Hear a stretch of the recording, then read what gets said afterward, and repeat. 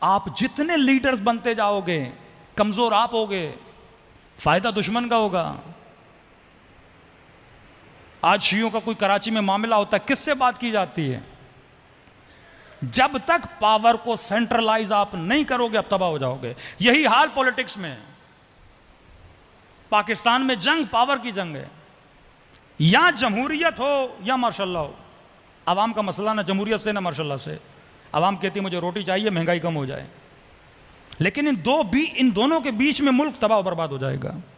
Power जब तक एक जगह पे आप ट्रांसफर नहीं करोगे, कौमों के अंदर जब तक इताअत नहीं पैदा होती। अमीरुल मोमिनीन कहते थे इताअत करो इताअत। अगर इताअत उलमा की नहीं है, मराजे की नहीं है, इंसान माशरा तबाह बर्बाद हो जाता है।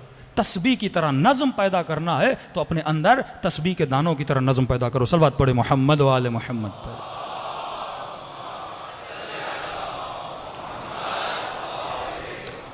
दूसरी साजिश के इंडिविजुअल्स को मजबूत करो। मसलन आरिफ काज़मी मजलिस पढ़ रहा है, थोड़ा बहुत मजमा आ गया, कल मैं कोई तंजीम बनाता हूँ, कल मैं कोई मदरसा बनाता हूँ, मुझे पैसा दिया जाएगा। 100 मेरे फॉलोवर, 50 उसके फॉलोवर, 50,000 उसके फॉलोवर, 2,000 उसके फॉलोवर, फिर शख्सियत परस्ती, माशरा इस तरह डिवीजन हो जाएगी। और अफसोस से कहना पड़ता है, मैं तमाम उलमा का एहतराम करता हूँ,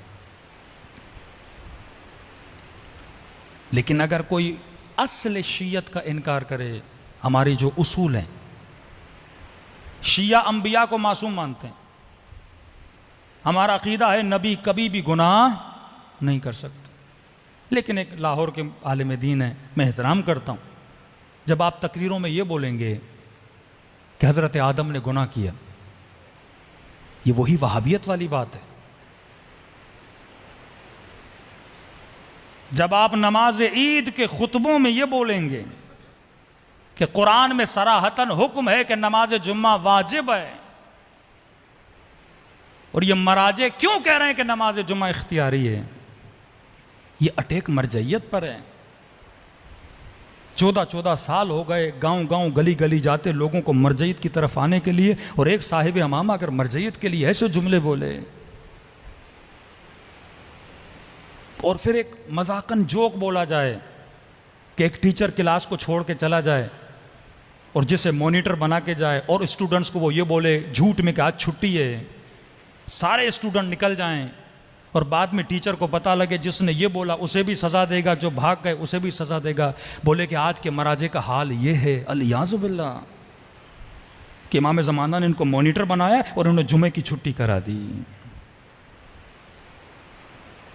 ये नज़रिया वहाबियों का नज़रिया है कि कुरान की ज़ाहिरी आयतों पे फतवा देना।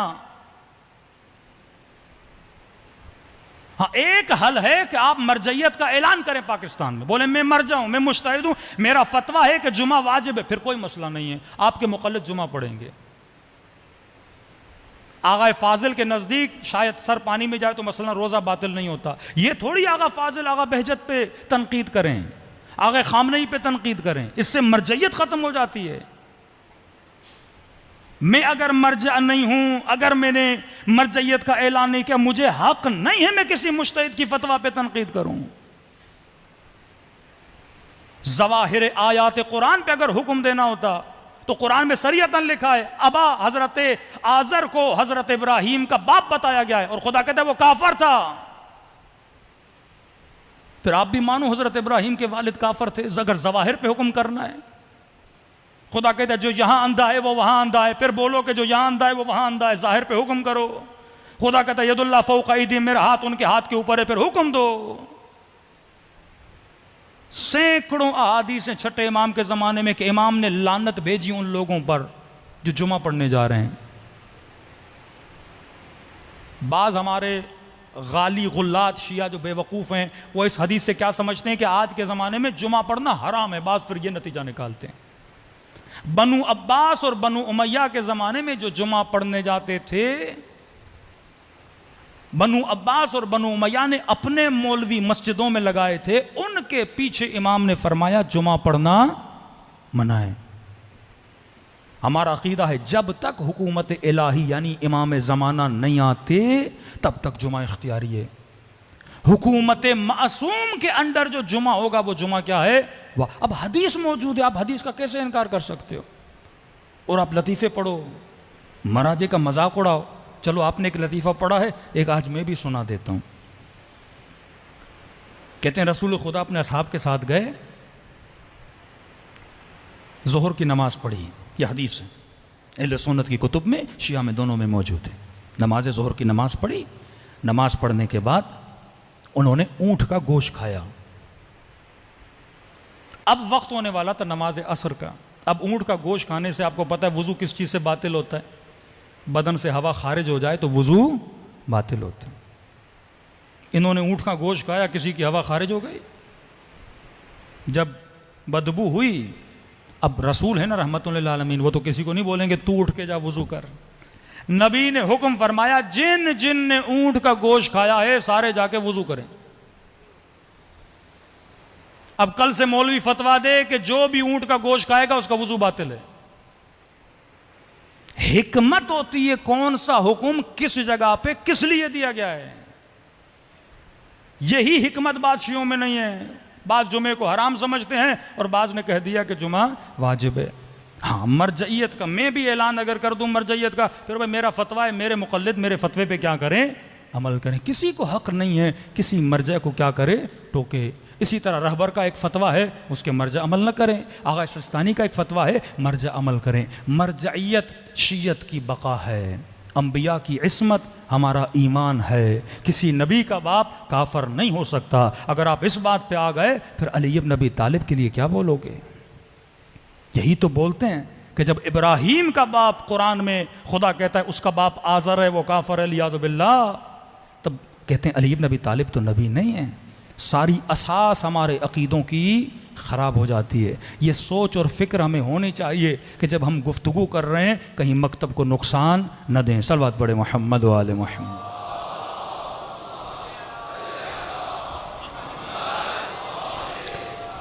आज अबुल फज़ल अब्बास की रात है। अब्बास मज़हर इताअत है, मज़हर इताअत। आप करबला जाते हो, 2 रोज़े देखते हो, एक हुसैन का रोज़ा, एक अब्बास का रोज़ा। दूर से ऐसे लगता है दोनों इमाम हैं। कभी सोचा इतनी फजीलत खुदा ने अब्बास को क्यों दी? अदब की वजह से, इताअत की वजह से। 2 मुहर्रम का दिन आया, शिमर ने हुक्म दिया कि खेमे हटा दिए जाएं। कहते हैं गाजी ने जैसे सुना ना, लश्कर वाले कहते हैं इतना जलाल हमने कभी अब्बास के चेहरे पे नहीं देखा। तलवार निकाली, लकीर खींची कि अगर किसी में जुर्रत है तो लकीर को पार करके दिखाए। इमाम हुसैन बीबी ज़ैनब के खेमे में गए। फरमाया बहन ज़ैनब, सुना है कि अब्बास ने लकीर खींची है। कहा जी आका, अब्बास के होते हुए किसी में जुर्रत है सैदानियों के खेमों को हाथ लगाए? कहा ज़ैनब में हुसैन जंग नहीं चाहता, मेरा दिल है कि खेमे हटा दिए जाएं। कहा मौला फिर अब्बास को बोलिए ना। फरमाया ज़ैनब, कहीं मेरे शेर का दिल टूट न जाए। आका हुसैन अब्बास आपको ना कह सकते हैं। फरमाया बहन ज़ैनब, जब हसन के जनाजे पे तीर चले थे ना, मेरे गाजी ने तलवार निकाली थी। मैंने कहा अब्बास तलवार नयाम में डालो, ये वक्त जंग नहीं है। आगा फिर कब लड़ूं? मैंने कहा बाज करबला। कहा बहन ज़ैनब, जब मदीने में बेअत लेने आया ना, इसने खुले दरबार में मेरी तौहीन की थी। अब्बास ने तलवार निकाली, का मौला सर कलम कर दूंगा। मैंने कहा अब्बास अभी नहीं, करबला। का बहन ज़ैनब, जब हुर ने लजा में फरस में हाथ डाला था ना, मेरे गाजी को बड़ी गैरत आई थी, तलवार निकाली। मैंने कहा अब्बास अभी नहीं, करबला। का बहन ज़ैनब, अब तो करबला भी आ गई, क्या कहूं मैं अब्बास को? का हुसैन आप घबराइए नहीं, मैं अब्बास से बात करती हूं। हुसैन की मुश्किल कुशाई के लिए अगर कोई करबला में था तो अली की बेटी ज़ैनब थी। का अम्मा फिजा अब्बास को बुलाओ। बीबी फिजा कहती है मैंने देखा नहर के किनारे खड़े हैं, लकीर खींची हुई है, माथे पे पसीना, जलाल अब्बास के चेहरे पर आस्तीनों को उल्टा हुआ है। कह रहे हैं किसी में जुर्रत आगे आए। आवाज दी आका, बीबी बुला रही हैं। कहते हैं आगे बढ़े, जी अम्मा फिजा, आकाज़ादी ज़ैनब बुला रही हैं। का उसी वक्त मैंने देखा अब्बास ने अदब को मलहूज खातिर आस्तीनों को सीधा करना शुरू किया, माथे का पसीना पोंछा, सब्र किया कि जलाल बैठ जाए, और खेमे के दर पे ऐसे खड़े हुए जैसे 4 साल का बच्चा मां के सामने खड़ा होता है। का आकाज़ादी इजाजत है, आ जाओ अब्बास। का ज़ानुए अदब लगा के बीबी ज़ैनब के सामने बैठे। जी मेरी आकाज़ादी, का बात सुना है तूने लकीर खींची है? जी आकाज़ादी, किसकी जुर्रत ख़याम हरम को हाथ भी लगाए। का अब्बास सुना है तूने दुश्मन को ललकारा है, कोई आगे ना आए। जी मेरी आकाज़ादी, मैंने ललकारा है। का अब्बास देखो हुसैन ये चाहते हैं कि खेमे हटा दिए जाएं, लेकिन अब्बास तूने दुश्मन को ललकारा है। अब्बास मैं नहीं चाहती तू दुश्मन के सामने शर्मिंदा हो। एक काम कर, तू खेमे के अंदर बैठ जा, मैं अकबर को भेजती हूं, लकीर मिटा के आ जाता है। अब्बास तू यहीं बैठ जा, मैं औना मोहम्मद को भेज देती हूं। कहते हैं ये सुनना था ना। गाजी अब्बास खड़े हो गए, कहने लगे आकाज़ादी, अब्बास की इज्जत क्या होती है? अगर हुसैन ने कहा है मैं खुद हाथों से लकीर को मिटाने जाऊंगा। ऐसे अब्बास अब्बास नहीं बनते मेरे अजीज। इताअत वली, इताअत रहबर से बंदा अब्बास बनता है। आज इसी इताअत की कमी है। फर्श अज़ा पे आयो, कहो खुदाया मुझे अब्बास का अदब नसीब कर, मुझे अब्बास की इताअत नसीब कर।